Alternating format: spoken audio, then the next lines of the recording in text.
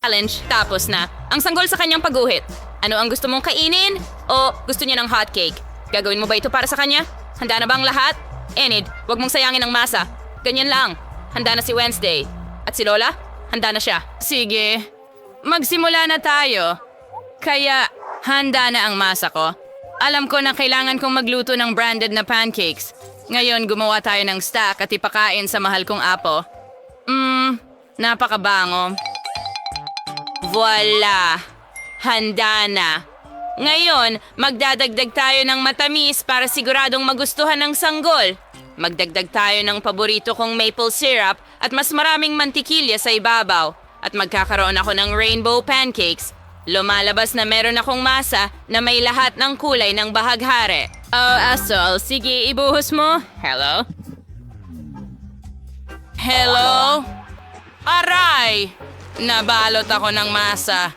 Ayos lang, huwag mag-alala. Lulunasan ko ito ngayon. Handa nang magluto. Heto na, ang unang pancake. Perpekto.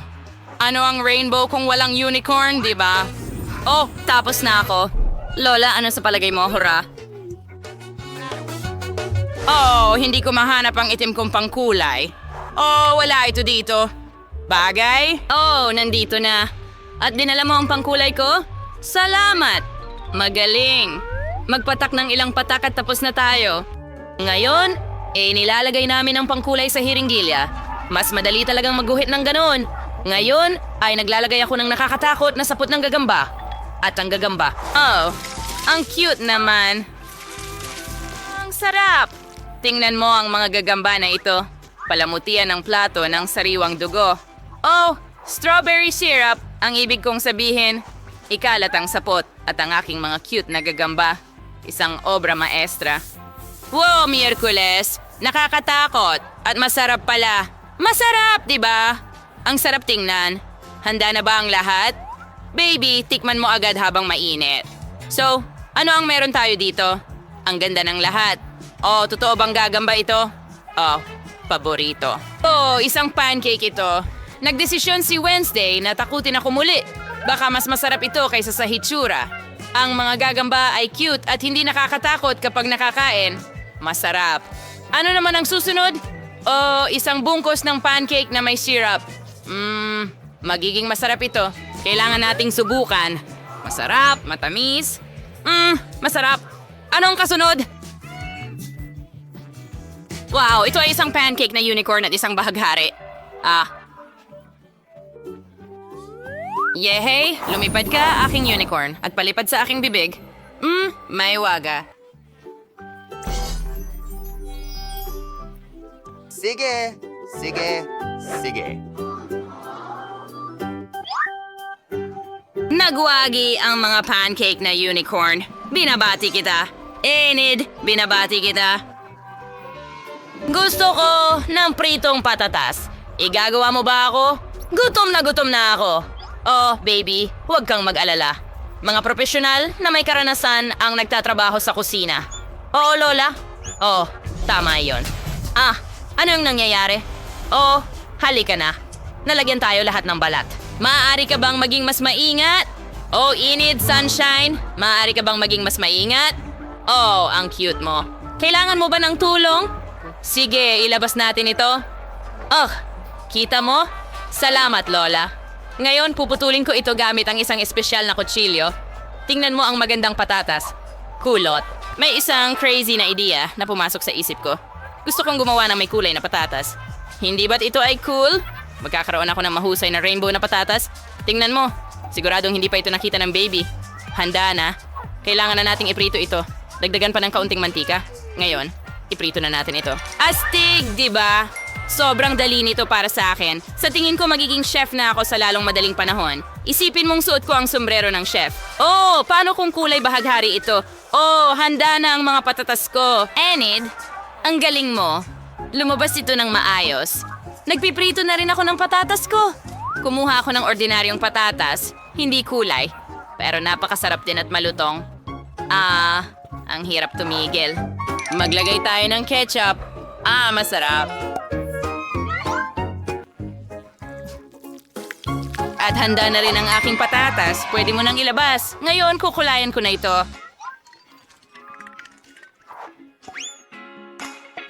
Nadumihan ako ng kaunti. Bagay sa akin ang itim, syempre. Pero hindi pa ako handa para sa bagong estilo. Gusto ko sanang kulayan ng itim ang mga patatas, hindi ang sarili ko. Mayroon akong tunay na mga patatas mula sa mainit na impyerno. Ngayon, ang natitira na lang ay gawin ang huling hawakan. Ayun! Hindi mo inakala na ito ay magiging itim na patatas lang, hindi ba? Si Klaus ito. Baby, ang mga patatas ay handa na. Wow, ang ganda ng patatas. At si Wednesday ay nagdesisyon na takutin akong muli, pero hindi na ako natatakot. Isang tambak ng patatas. Wow, super sarap. Hindi ko kayang tumigil. At ano ang meron tayo dito? Oh, ito ay karaniwang patatas na may ketchup, pero hindi rin naman masama. Sobrang sarap. Napakasarap.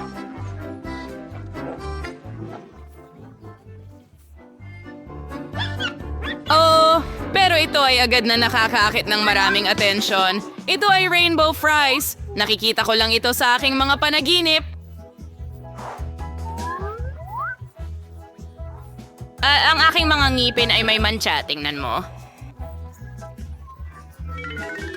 Busog na ako. Pero ang rainbow na patatas ang magwawagi. Well, Enid, nanalo ka na naman. Congratulations, mahusay. Tapos na ang baby sa pagdrawing. Ano yan ngayong oras na ito? Gusto niya ng burger. Wow, handa na ba lahat? Siyempre, handa na kami. Gagawin ko ang pinakamahusay na burger sa buhay ng bata. Ngayon, iprito ang buns, idagdag ang matamis na kamatis, dapat ay hiwa sa singsing, at siyempre, giniling na karne. Napakahalaga na gumawa ng mga patty mula sa giniling na karne. Kaya, maaari mong simulang i-roll ang cutlet.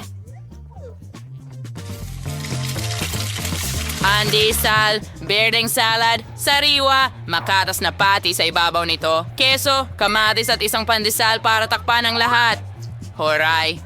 Handa na ang lahat. Oh, ano ba, Enid? Ito ay simpleng sandwich lang. Huwag mo akong purihin. Kaya, mayroon din akong ideya. Ang mga tinapay na ito ay mukhang mabuti, maayos, pero kukuha ako ng mas masarap. Donut. Maglalagay ako ng strawberry syrup sa ibabaw. Matamis. Sa aking burger, ang pangunahing bagay ay maraming matamis. Mahilig ang bata sa lahat ng maasim, matamis at masarap.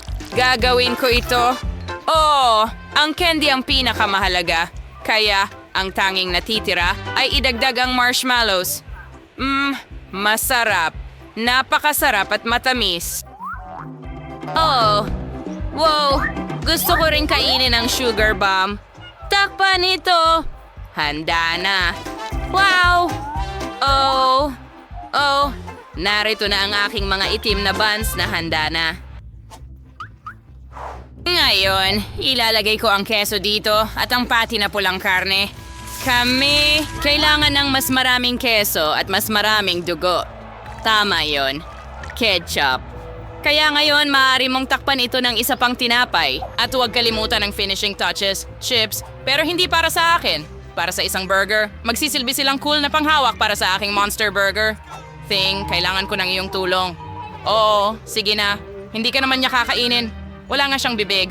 Gusto mo bang kunin ang mga mata kong marmalade? Hoy, gusto ko talaga sila. Salamat, Thing. Nakuha mo ako ng mga mata ng marmalade. Bagay din ito sa'yo. Pero sa ngayon, mas kailangan ko ito para sa burger ko. Napaka-cute ng burger ko. Handa na para tikman? Ang ganda ng mga burger. Alin ang uunahin ko? Oh, sisimulan ko itong kakaibang isa. Nakakatawa. Oh, at napakasarap. Maganda. Ano ang susunod? Oh, sige. Mukhang ako ang nag-drawing ng burger na ito. Siguradong masarap ito. Susubukan namin. Kadiri, sibuyas. Ayoko ng sibuyas. Hindi ko na susubukan ulit. Oh, talaga? Sige. Ito ba ay isang matamis na burger mula kay Enid? Oh, ang astig. Ang tamis at sarap. Hindi ko makapili. Halika na. Panalo si Wednesday. Kahit mga mata na parang marmalade sa ibabaw. Gustong gusto ko to, Miyerkules. Binabati kita. Masaya ka ba dahil dyan? Wow, sige na.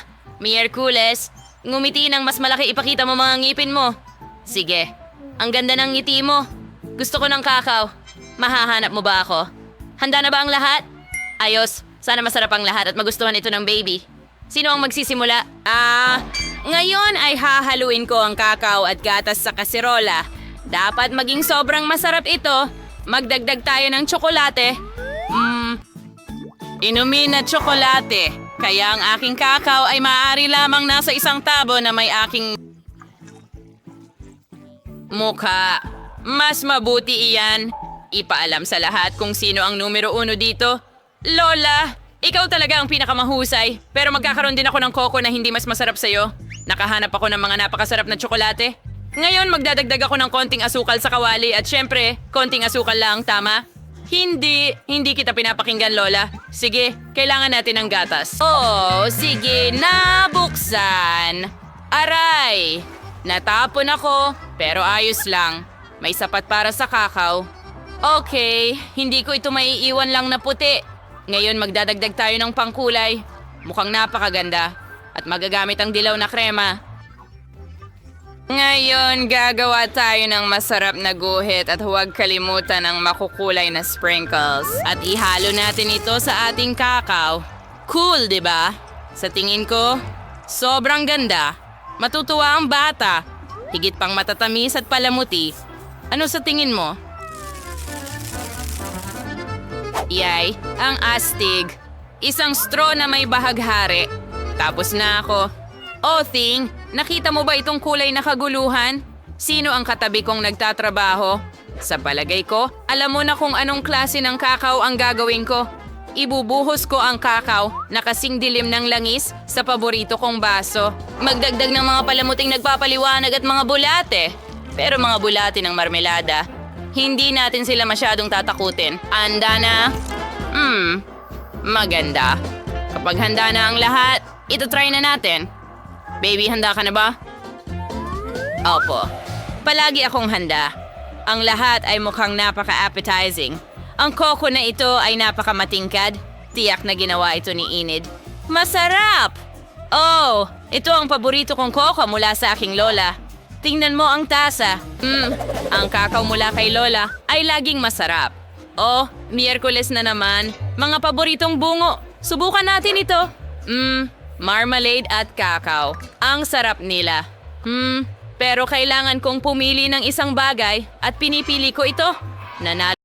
Gutom na ako. Naghihintay kami sa mga tagubilin mo. Gusto kong gumawa ka ng pasta para sa akin sa unang round. Pasta? Sige. Lola, gumising ka. Gusto ni Apo ng pansit. Pansit?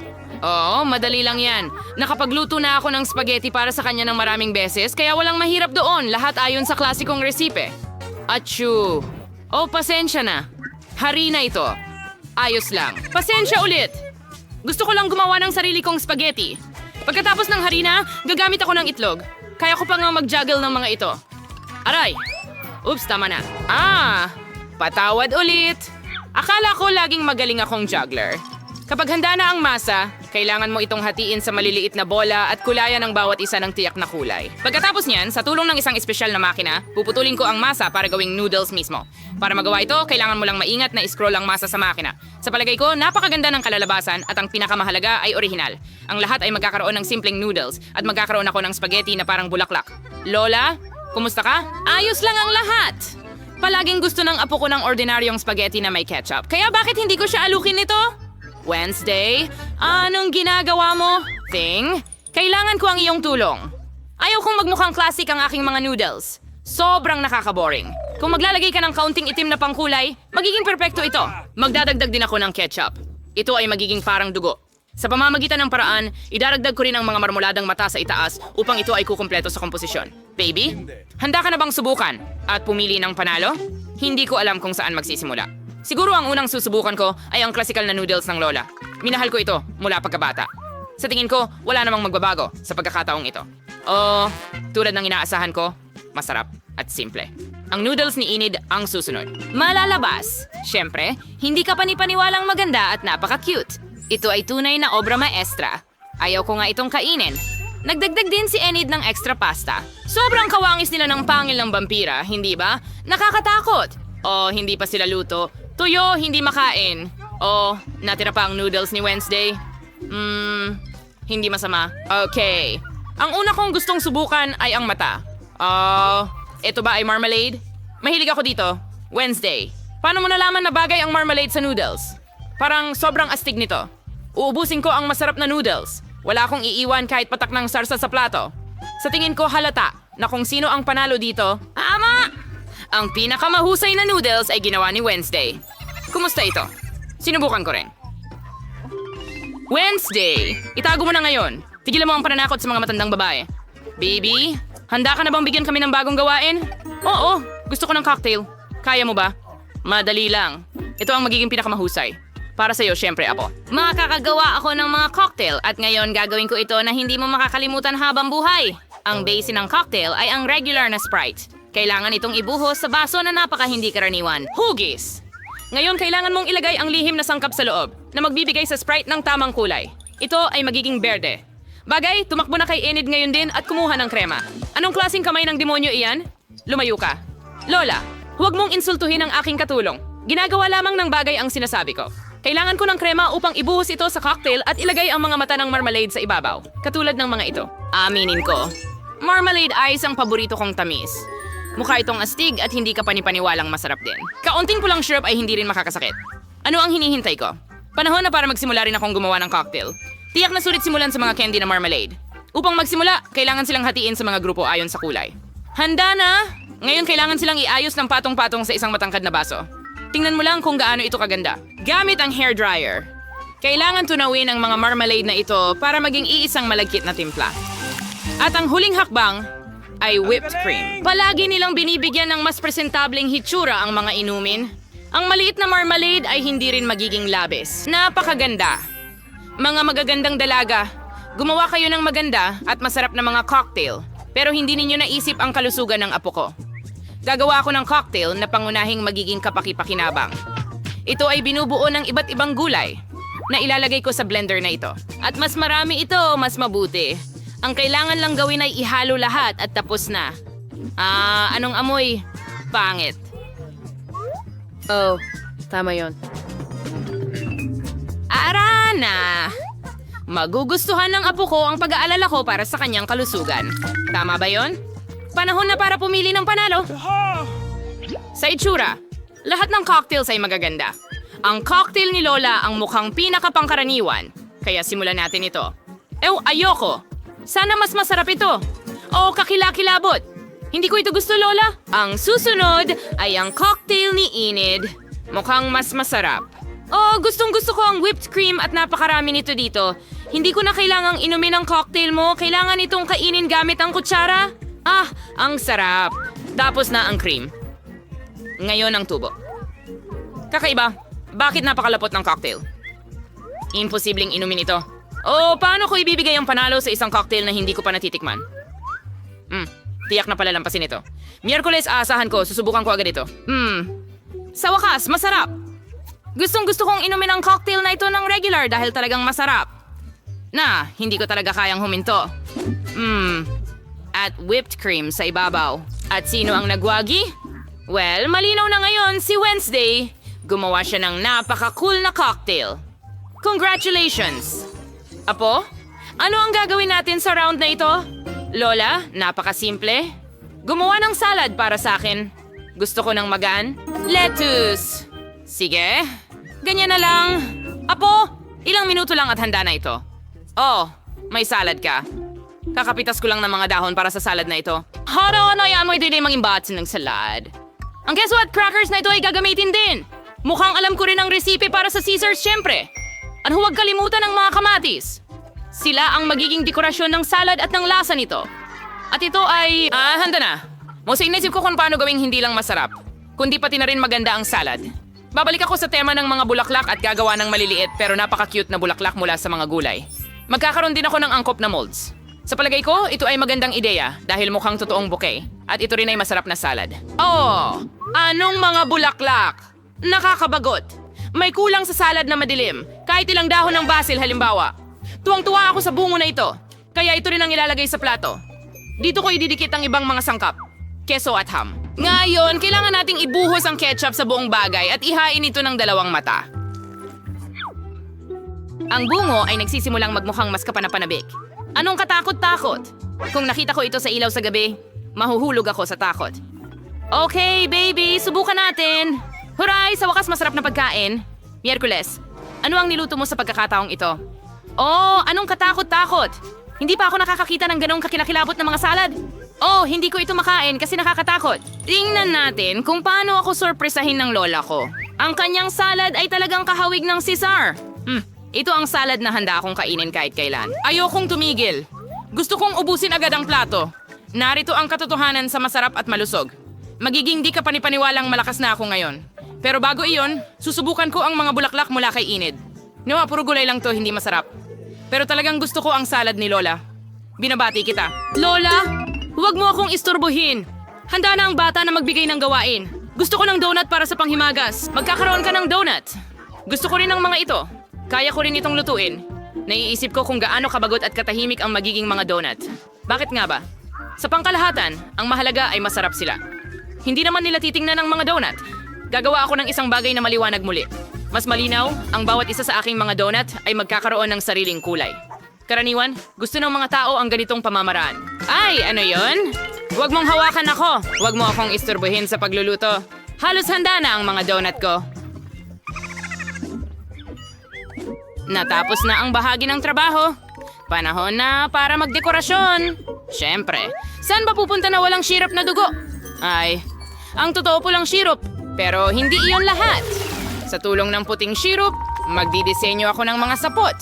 Parang galing talaga ito sa cobweb ng gagamba.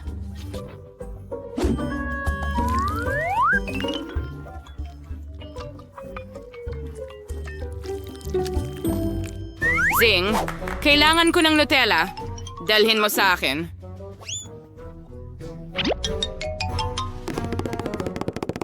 Magaling na trabaho. Hindi ko magagawa ito nang walang iyong tulong. Tignan mo ang aking mga paniki. Ang sombrero, hindi natin kailangan ito. Tignan mo ang napakaganda kong mga donut. Oh, kakaiba! Ayaw ko ng mga bagay na ito. Gusto ko lang na maging orihinal at para maging mas masarap. Sisislin ko lang ng pulbos na asukal. Oh, matutuwa ang apo ko. Handa na rin ang makukulay kong donuts. Ang gaganda nila.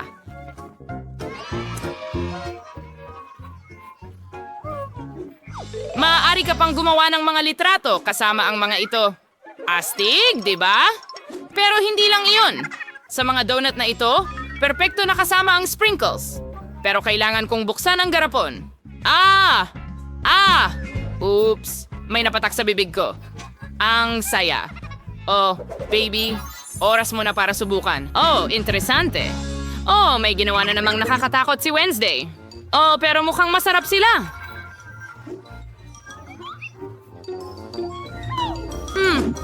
Hindi masama. Pero sa totoo lang, inaasahan ko pang higit. Oh, ang susunod ay ang mga donut ni Lola. Bago kainin ang mga ito, gusto kong gumawa ng malaking tore. Magiging mas maginhawa kainin ang mga ito ng ganon. Ordinaryong donuts lang. Walang espesyal. Well, tingnan natin kung ano ang ginawa ni Enid. Wow! Ang kanyang mga donut ang pinakamalapit sa mga iginuhit ko. Oh, sobrang sarap na parang hindi totoo. Enid, kitang-kita, ikaw ang panalo.